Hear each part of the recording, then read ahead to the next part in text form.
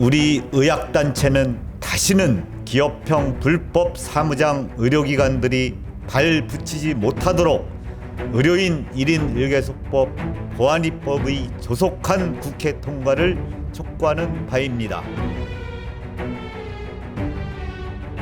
국민건강증진법 일부 개정 법률안은 이정문 의원과 이종성 의원이 각각 대표 발의한 두 건의 법률안을 통합 조절한 것으로 결과를 말씀드리겠습니다. 죄석 268인 중 찬성 251인, 반대 2인, 기권 15인으로서 국민건강보험법 일부 개정 법률안 대안은 가결되었음을 선포합니다. 무면허 의료행위 교사자에 대한 처벌 규정을 명시하며 보건복지부 장관으로 하여금 사무장 병원의 실태를 파악하기 위한 실태조사를 실시하고 위법이 확정된 경우 그 사실을 공표하도록 하는 내용입니다. 투표 결과를 말씀드리겠습니다. 죄석 264인 중 찬성 236인, 반대 4인, 기권 24인으로서 의료법 일부 개정 법률안 대안은 가결되었음을 선포합니다. 안녕하십니까?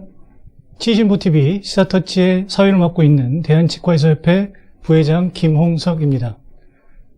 지난 2020년 12월 2일에 1인 1개소법 보안입법이 국회 본회의를 통과했습니다.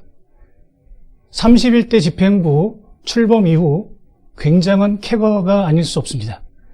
그 쾌거의 주인공 이상훈 협회장님을 모시고 1인 1개소법에 대해서 전반적으로 알아보도록 하겠습니다.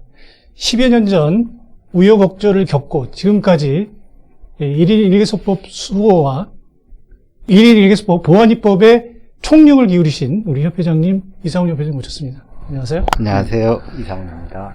정말 쾌거가 아닐 수 없어서 회원의 한 사람으로서 정말 감사드립니다. 이번 진두지휘 또한 협회장님께서 노력이 많으신 걸로 알고 있습니다. 자, 그러면 본격적으로 불법 기업형 사무장 치과와의 싸움, 전쟁에 대해서 알아보도록 하겠습니다. 불법 기업형 사무장 치과 수많은 문제점이 있었지만 주로 국민 건강권 악화, 의료비 상승, 의료인의 진료권 침해 등으로 요약이 되고 있는데요.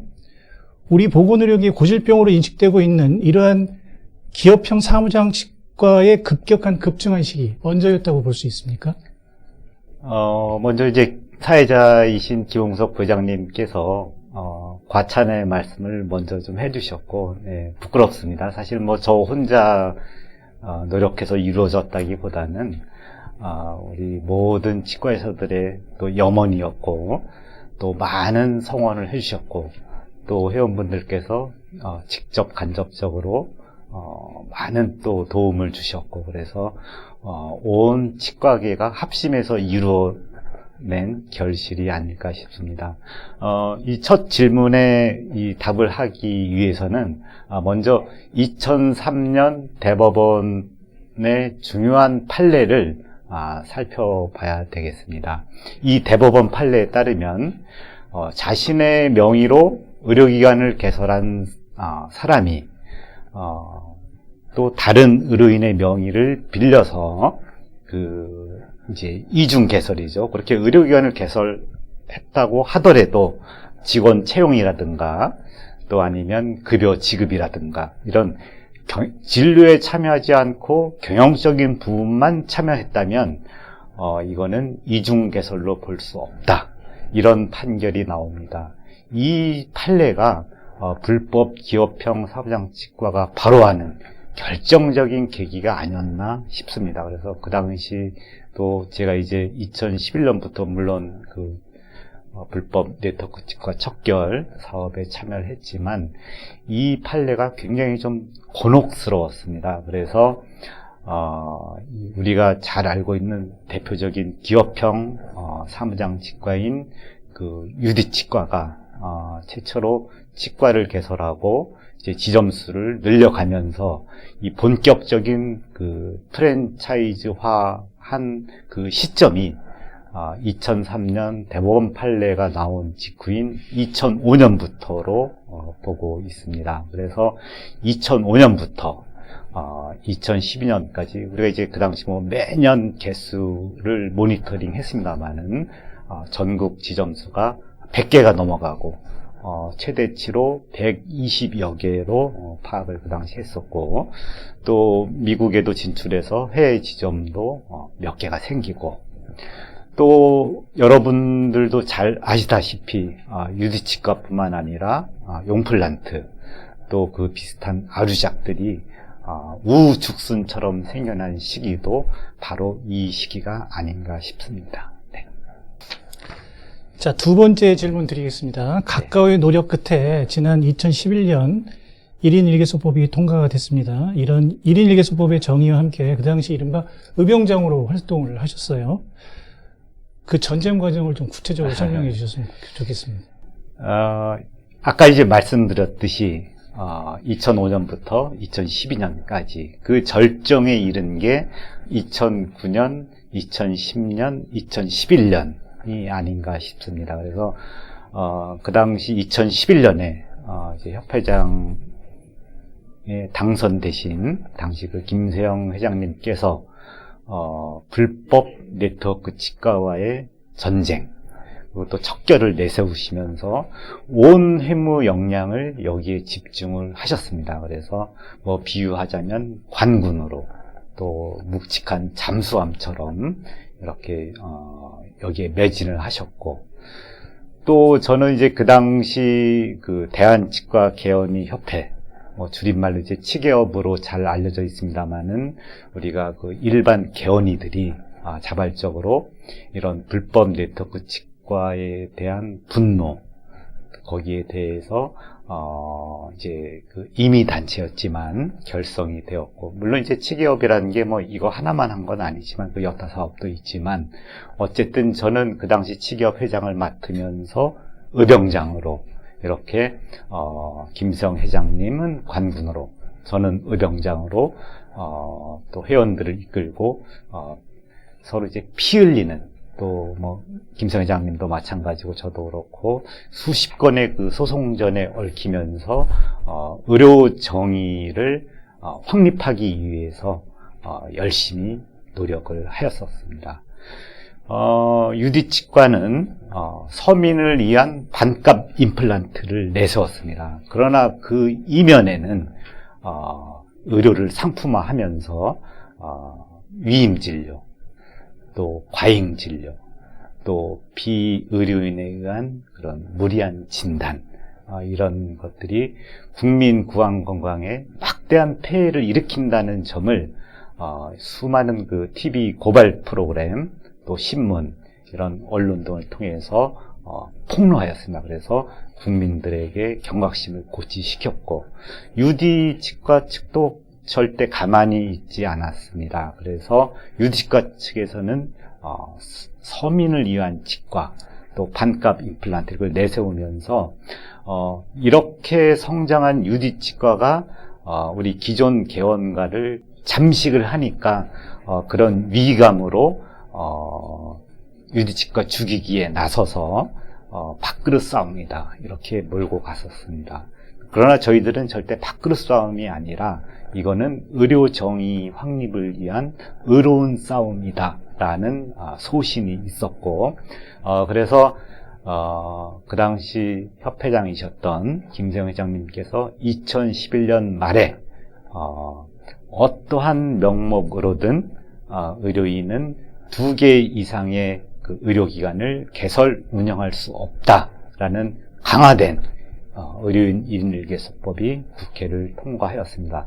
물론 이제 기존에도 의료법 33조 의료인은 하나의 의료기관만 개설할 수 있다라는 조항이 있었습니다. 그러나 아까 말씀드린 2003년 대법원의 판례로 인해서 이게 이제 무력화되었고, 그래서 그 당시 그 강화된 의료법은 어떠한 명목으로도, 그러니까 이제 어떤 뭐 경영에만 나는 관여했으니까 괜찮아, 이것도 이제 안 된다는 말이죠. 그 다음에 운영, 그 기존에는 이제 개설만 있었는데 운영 부분까지 추가해서 기존의 그 대법원 판례로 활개쳤던 불법 그 기업형 사무장 병원을 척결할 수 있는 강력한 무기가 비로소 이때 만들어진 것으로 보면 되겠습니다. 네. 자, 앞서 말씀하신 대로 그 치과계의 노력으로 탄생한 1인 1개소법, 의료법 제33조 8항이죠. 이런 이 법안이 통과됨으로 해서 불법 기업형 사무장 병원이 완전히 퇴출되는 거 아닌가 이런 생각을 기대를 많이 했었어요. 근데 사실은 한계점을 조금 노출을 했었고 그런 부분이 있었습니다. 어떤 것이었을까요? 정말 어렵게 그리고 또 굉장히 훌륭한 법안이 만들어졌습니다. 이제 그러나 그 당시 이제 큰 틀은 마련이 되었지만 지나고 보면 다소 아쉬웠던 점은 우리가 이제 좀 더 그 시행 세칙이나 이런 거에 대해서 좀 더 촘촘하게 이런 거를 좀 만들었어야 되지 않겠냐 하는 나중에 이제 그런 좀 의견들이 있었습니다만은 이런 1인 1개소법으로 법을 위반하더라도 그 처벌은 벌금형에 그치거나 처벌이 굉장히 미약했기 때문에 근본적으로 이 1인 1개소법을 위반한 의료기관의 퇴출이 지연되고 좀 어려운 감이 없지 않아 있었습니다. 그래서 이런 1인 1개소법이 진정한 실효성을 갖추기 위해서는 의료법 개정, 어떤 행정 처분, 또 형사 처벌을 좀 더 강화하는 의료법 개정, 또 그리고 이런 1인 1개소법을 위반했을 경우에 건강보험 급여를 지급 보류하거나 또 환수할 수 있는 국민건강보험법 개정이 되어야 실제적으로 이들 의료기관을 처벌하고 바로를 막지 않나 하는 그런 그 보안입법이 절실한 과제로 대두되었습니다. 좀 더 부연 설명을 드리자면 결국은 불법 기업형 사무장 치과를 근절하기 위해서는 우리가 시쳇말로 돈줄을 틀어 쥐어야 된다. 이런 말씀들이 이제 많았습니다. 그런데 이 법원에서 초반에는 이런 1인 1개소법을 위반한 의료기관의 환수라든가 지급 보류가 이제 원활히 좀 이루어졌었습니다. 그러나 어느 시점부터 공단이 패소하기 시작했습니다. 그래서 이 1인 1개소법을 위반했더라도 물론 이제 큰 틀에서는 의사사무장 병원이지만 이 의료인이 개설을 했고 의료인이 진료를 했기 때문에 이 건강보험 급여를 환수하는 것은 이치에 맞지 않다라는 판결이 조금씩 나오기 시작을 했습니다. 그래서 이제 그 당시 저도 계속 모니터링을 했습니다만은 그렇게 기류가 바뀌다 보니까 2019년 5월 30일 잘 아시겠지만 대법원에서 그때 아주 중요한 의미 있는, 물론 이제 우리에겐 굉장히 충격적인 판결이 있었습니다. 그래서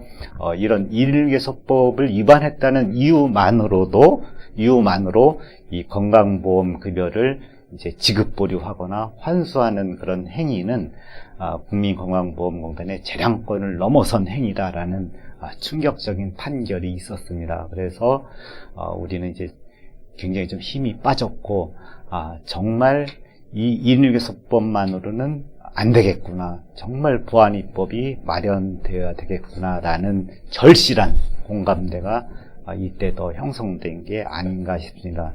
잠깐 더 설명을 드리자면 일단 법원에서 그런 판결이 나온 거는 사무장 병원은 환수할 수 있다라는 그 법적 조항이 명문화되어 있습니다. 그러니까 법원에서도 사무장 병원이면 이걸 위반했으니까 환수할 수 있어, 이렇게 명쾌한데 1인 1개소법을 위반한 의료기관은 이걸 환수할 수 있다는 그런 법적 조항이 어디에도 없습니다. 그렇기 때문에 법원 또 판사님의 어떤 이 판단과 재량에 따라서 왔다 갔다 하고 나중에 기류가 바뀌고, 그래서 이거를 이제는 환수하려면은 정확한 법적 근거, 법적 조항이 있어야 되겠다. 그러면 이런 그 법조항이 생기면 법원에서 판사님은 그 법조항에 따라서 명쾌하게 판결을 하시면 되기 때문에, 그래서 보안입법이 반드시 필요하겠구나, 이때부터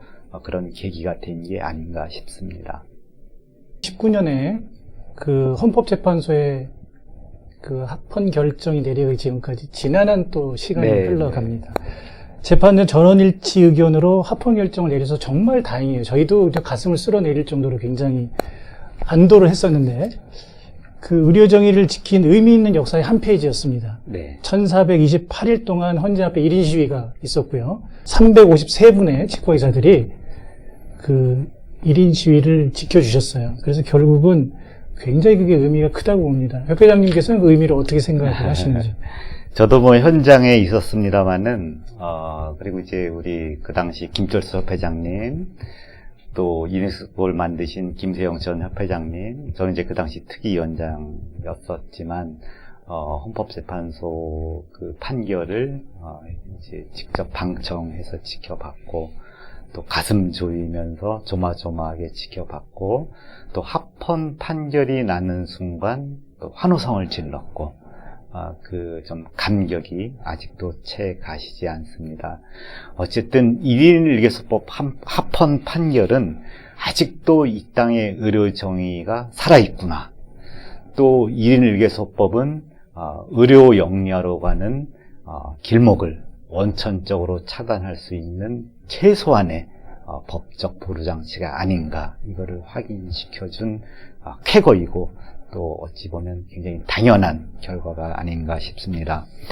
헌법재판소 앞 1인 시위는 이제 1인 개수법을 이제 만드는데 3파 역할을 하신 김세영 명예회장님께서, 사실은 그 당시도 김세영 명예회장님께서는 이 당신의 그 고초가 사실 개인적인 것이 아니죠. 치과기를 위해서 열심히 그 일하시는 과정에서의 어떤 개인적인 고초가 다 해결되지도 않으신 상황에서 2014년 그 동부지방법원에 의해서 이제 그 당시 뭐 우리 쪽은 아니었습니다만은 메디칼 쪽에서 이제 1인 일개소법 그 위반으로 재판을 받고 있었는데, 이거는 좀 이 법은 부당하다, 위헌 가능성이 있다, 그래서 위헌 제청을 이제 이야기하였고, 그래서 동부지방법원에서 그걸 받아들여서 재판을 중단시키고 동부지법에 의해서 헌법재판소에 위헌 제청이 이루어졌고, 그렇게 해서 거의 5년간 어떤 이 1인 일개소법의 운명이 헌법재판소의 이제 판결에 그 위기에 이제 놓이게 되었고, 2015년 그 10월에 그래서 아까 그 고초에 계셨던 김세영 회장님께서 내가 이 탄생시키는데 절대적으로 일조했던 2인 일개수법만큼은 내 개인적으로 아무리 어려움 속에 있어도 내 손으로 지키겠다라고 이제 1인 시위를 시작을 하셨습니다. 그런데 이제 사실은 이제 시작을 하셨을 때는 야인이셨고, 그 다음에 이게 이제 치과계에서 다른 분들이 속속 합류해서 같이 동참하고 참여하시리라고 예상도 안 하신 상태에서 정말 시작을 하셨을 때는 본인께서 합헌 판결이 그 언제 날지 모르는 상황에서 그게 3년 후건 4년 후건 5년 후건 매일 가서 헌법재판소 앞을 지키겠다, 홀로 그런 각오로 사실 시작을 하신 겁니다. 그래서 저는 처음에는 이제 김세영 회장님께서 이제 혼자 그렇게 하셨고, 이걸 이제 옆에서 지켜보던 이제 그 당시 우리 뭐 김홍석 회장님께서도 28대 그 집행부 일원이었습니다만은 그 당시 그 28대 집행부 이제 임원분들께서 한두 분 이제 동참을 하셨고, 저는 한 일주일인가 2주일 후부터, 저도 이제 그때도 역시 야인이었고, 또 저 개인적으로 또 큰 고난의 시기였지만, 같은 고난에 그 처한 사람의 동병상련 때문만은 아니고, 어떤 1인 일개수법을 만드는데 김선 회장님은 주역이셨고, 저는 그래도 거기에 이렇게 돌 하나라도 얹었던 사람으로서 그 마음을 충분히 잘 알기 때문에 저도 조금이라도 좀 동참하고 또 외롭지 않게 도와드려야겠다는 생각으로 일주일인가 2주일 후에 저도 이제 합류를 했습니다. 그래서 이 사실이 이제 치과계에 조금씩 이제 퍼져 나가고, 그래서 일반 그 개원의 분들이 자발적으로 쏙쏙 한두 번씩 합류하면서